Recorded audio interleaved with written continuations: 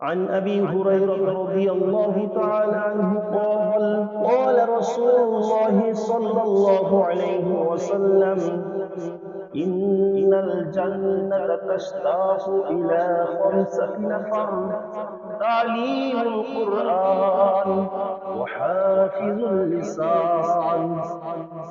আল্লাহর নবী প্রিয় সাহাবী হযরত আবু হুরায়রা রাদিয়াল্লাহু তাআলা আনহু হইতে বর্ণিত, তিনি বলেন, বিশ্বনবী জনাবি মুহাম্মদুর রাসূলুল্লাহ সাল্লাল্লাহু আলাইহি ওয়াসাল্লাম বলেন, নিশ্চয় জান্নাতের দরজা আল্লাহ তাআলার কাছে আশাবাদী করে যে ব্যক্তি 5টা কাজ করে, হে আল্লাহ তাহাকে আমার ভিতরে ঢুকাও। যে ব্যক্তি কি করে? 5টি কাজ করে আল্লাহ তাআলার কাছে জান্নাতের দরজা, জান্নাত সমূহ প্রতিদিন আশাবাদী করে, হে আল্লাহ ওই বান্দা বান্দীকে আমার ভিতরে ঢুকাও।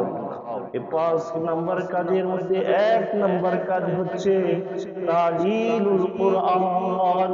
1 নাম্বার কাজ হচ্ছে কুরআন শরীফ তেলাওয়াত। বিশ্বনবী জনাবি মুহাম্মদুর রাসূলুল্লাহ সাল্লাল্লাহু আলাইহি ওয়াসাল্লাম বলেন, যারা নাকি 5 কাজ করে জান্নাতের দরওয়াজা সমূহ, জান্নাত সমূহ আল্লাহ তাআলার কাছে আশা পোষণ করে, আয় আল্লাহ ওই বান্দা বান্দীকে আমার ভিতরে তুমি ঢুকাও। এই 5 নাম্বার কাজের মধ্যে 1 নাম্বার কাজ হচ্ছে তালিলুল কুরআন। 1 নাম্বার কাজ হচ্ছে আল্লাহ তাআলার কুরআন শরীফ তেলাওয়াত করা। কুরআন শরীফ এমন এক মুজিজা, এমন এক জিনিস যারা নাকি কুরআন শরীফ তেলাওয়াত করে, ওয়ারাতিলুল কুরআন তারতিলা, যে ব্যক্তি নাকি তারতিলের সাথে একটি হরফ পাঠ করে, আল্লাহ সুবহানাহু তাআলা তাহার আমল নামায় 10টি নেকি বর্ষণ করিয়া দেয়, 10টি নেকি লিপিবদ্ধ করিয়া দেয়। সুবহানাল্লাহ। যদি কেউ বলে আলিফ লাম, অনেকে ভাবতে পারি এখানে মাত্র হচ্ছে একটি হরফ, কিন্তু না না না, এখানে একটি হরফ না, এখানে হচ্ছে আলিফ একটি হরফ, লাম একটি হরফ, মিম একটি হরফ। আলিফ লাম মিম যদি কোনো ব্যক্তি পড়ে, আল্লাহ সুবহানাহু তাআলা তার আমল নামায় 30টি নেকি লিপিবদ্ধ করিয়া দিবেন। সুবহানাল্লাহ। এজন্য কুরআন শরীফ যদি আপনি পড়েন, আল্লাহ পাক রব্বুল আলামিনের কাছে আপনি প্রিয় হয়ে যাইবেন। আল্লাহর নবী সাহাবী, প্রিয় সাহাবী ইবনে আব্বাস রাদিয়াল্লাহু তাআলা আনহু যখন নাকি ইন্তেকাল করেছেন, ইন্তেকাল করে যাওয়ার পরে তিনাকে দাফন দেওয়ার জন্য আবু যর গিফারী রাদিয়াল্লাহু তাআলা আনহু কবরে যখন নামলেন, যখন নাকি তাকে দাফন দিবেন, যখন নাকি হযরত ইবনে আব্বাস রাদিয়াল্লাহু তাআলা আনহুকে রাখবেন, তখন 2টা পাখি এই কবরের মধ্যে দৌড়াদৌড়ি করতেছে, এদিক যাইতেছে ওইদিক যাইতেছে। হযরত আবু যর গিফারী রাদিয়াল্লাহু তাআলা আনহু পাখিটি তোলার জন্য অনেক চেষ্টা করেছে, কিন্তু তুলতে পারতেছেন না। এক পর্যায়ে দেখেন হযরত আবু যর গিফারী রাদিয়াল্লাহু তাআলা আনহু কবরের পাশে এক মুরব্বি বাবাজি, পাক্কা সুন্দর পাক্কা দাড়িওয়ালা মুরব্বি এক ব্যক্তি দাঁড়ায় দাঁড়ায় কুরআন শরীফ তেলাওয়াত করতেছে। তখন হযরতে আবু যর গিফারী রাদিয়াল্লাহু তাআলা আনহু পাখিটি রাখিয়া হযরত ইবনে আব্বাস রাদিয়াল্লাহু তাআলা আনহুকে দাফন করে দিলেন। দাফন করে দেওয়ার পরে এই কথাটা জিজ্ঞেস করলেন মুরব্বি সাহাবী, আরেক মুরব্বি সাহাবী হযরতে সালমান ফারসি রাদিয়াল্লাহু তাআলা আনহুর কাছে। সালমান ফারসি রাদিয়াল্লাহু তাআলা আনহুর কাছে যখন নাকি জিজ্ঞাসা করলেন, হে আল্লাহর সাহাবী, প্রিয় সাহাবী সালমান ফারসি রাদিয়াল্লাহু তাআলা আনহু হযরত ইবনে আব্বাস রাদিয়াল্লাহু তাআলা আনহুকে যখন নাকি আমরা দাফন করার জন্য তাহাকে রাখলাম, 2টা পাখি দেখলাম, আবার একটি পাক্কা সুন্দর দাড়িওয়ালা এক ব্যক্তি দেখলাম, ব্যাপার কি? সালমান ফারসি রাদিয়াল্লাহু তাআলা আনহু উত্তর দিলেন, আল্লাহর প্রিয় নবী সাহাবী, আল্লাহর প্রিয় নবীর ঘনিষ্ঠ সাহাবী, একেবারে কাছের মুহাব্বতের সাহাবী ইবনে আব্বাস, তিনি ছিলেন হক্কানি হাফেজ এবং বড় আলেম ছিলেন। তার কবরের মধ্যে স্বাভাবিক এটা থাকতে পারে, পাখিটি হচ্ছে তার কুরআন শরীফ তেলাওয়াত, এবং তার তুমি যাকে দেখছো সেটাও হচ্ছে কুরআন, এটা হচ্ছে কুরআনের মুজিজা। সুবহানাল্লাহ। এই জন্য কোরআন শরীফ যদি আপনি তেলাওয়াত করেন, আপনার কবরের মধ্যে কোনো সময় আযাব হবে না। কি হবে না? আযাব হবে না। সুবহানাল্লাহ। এই জন্য আমাদের কোরআন শরীফ তেলাওয়াত করতে হবে। এখন কোরআন শরীফ যারা আমরা পারি না, তারা কি করব? তারা আমরা যাই যে কয়টা সূরা জানি, সূরা ফাতিহা, সূরা নাস, সূরা ফালাক, সূরা ইখলাস, এরকম সূরা লাহাব, যেগুলা সূরা জানি এগুলো আমল করব এবং কোরআন শরীফ পড়ার জন্য আমরা চেষ্টা করব ইনশাআল্লাহ।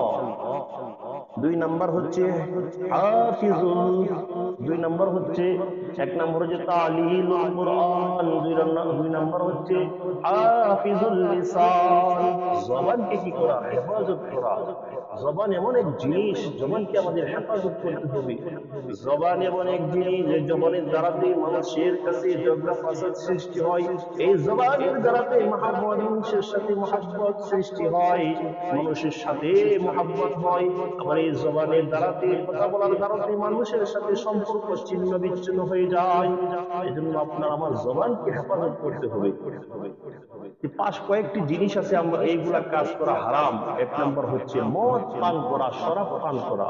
এগুলা কি হারাম। শরাব পান করা জায়েজ নাই, এটা হারাম। 2 নাম্বার হচ্ছে কোরআন শরীফ জ্বালাইয়া দেওয়া, এটাও হারাম। 3 নাম্বার হচ্ছে দেবতালয়ে বাস করা। দেবতালয় বলা হয় কাকে? দেবতালয় বলা হয় যারা মূর্তি পূজা করে তাদেরকে। আরেকটা বিষয় হচ্ছে দেবতালয় তাদেরকে বলা হয় যে ঘরের মাঝে কোন জীব জন্তুর ছবি থাকে, ঘোড়ার ছবি বড় করে যদি আপনি লটকায় রাখেন, গরুর ছবি যদি আপনি লটকায় রাখেন, আপনার মুহাম্মদের সন্তানের ছবি যদি লটকায় রাখেন, আপনার পিতা মারা গিয়েছে এই ছবিটাও যদি আপনি লটকায় রাখেন, ঘরের মধ্যে দেওয়াল মধ্যে সুন্দর করে সাজিয়ে রাখেন, তাহলে আল্লাহর রাসূল সাল্লাল্লাহু আলাইহি ওয়াসাল্লাম বলেন, লা তাদখুলুল মালাইকাতু বাইতান ফীহি কালবুন ওয়ালা তাসাউই। ওই ঘরে রহমতের ফেরেশতা প্রবেশ করিবে না যে ঘরে কুকুর বা জীব জন্তুর ছবি থাকে। তাহলে দেবতালয় হয় তাহাকে বলা হয় যে ঘরের মাঝে জীব জন্তুর ছবি থাকে, ওই ঘরের মাঝে রহমতের ফেরেশতা প্রবেশ করিবে না।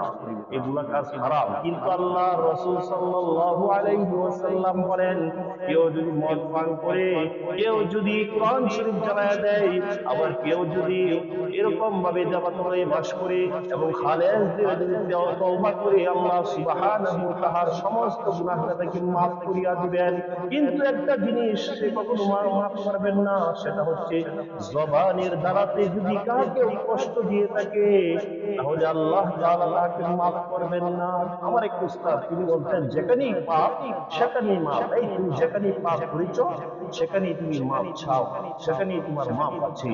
তুমি তোমার বাবার সাথে অন্যায় করেছো, তুমি বাবার কাছে মাপ চাও। তুমি তোমার মায়ের কাছে অন্যায় করেছো, তুমি তোমার মায়ের কাছে মাপ চাও। তুমি তোমার দাদার কাছে অন্যায় করেছো, তুমি দাদার কাছে মাপ চাও, সেখানেই তোমার মাপ। তুমি আরেকজনের জমি দখল করেছো, তুমি তার কাছে মাপ চাও, তার জমি তুমি হিসাব বুঝাইয়া দাও। তুমি ক্ষমতা পেয়ে তোমার জবানকে তুমি অপচয় করেছো, তুমি তার কাছে মাপ চাও, তোমার সেখানেই মাপ। এই জন্য যে বলা হয় হকুল ইবাদ, মানুষের হক যদি কেউ নষ্ট করে, মানুষকে অনার্থক ভাবে কষ্ট দেয়, তাহলে আল্লাহ সুবহানাহু ওয়া তাআলা মাফ করবেন না। এই জন্য আমাদের জবানকে আমাদের হেফাজত করতে হবে। জবানকে যদি আমরা হেফাজত করি এবং কোরআন শরীফ তেলাওয়াত করি, আমরা আল্লাহ তাআলা, আল্লাহর রাসূল সাল্লাল্লাহু আলাইহি ওয়াসাল্লাম বলেন, ইন্নাল জান্নাতা তাশতাকু ইলা খামসাতি নাফার। আল্লাহ তাআলার কাছে বেহেশত গণের দরজা, বেহেশতের দরজা সমূহ প্রতিদিন আশা পোষণ করে। আল্লাহ যারা নাকি 5টি কাজ করে তাদেরকে আমার ভিতরে ঢুকাইয়া দাও। জান্নাতের 8টি দরজা তার সৌজন্য দোয়া করতে থাকি, হে আল্লাহ তুমি আমার কাছে জান্নাত বলে আমার কাছে ঢুকাইয়া দাও। আশা পোষণ করে। তার মধ্যে 1 নম্বর কাজ হচ্ছে তালিলুল কোরআন, কোরআন শরীফ তেলাওয়াত করা। 2 নম্বর কাজ হচ্ছে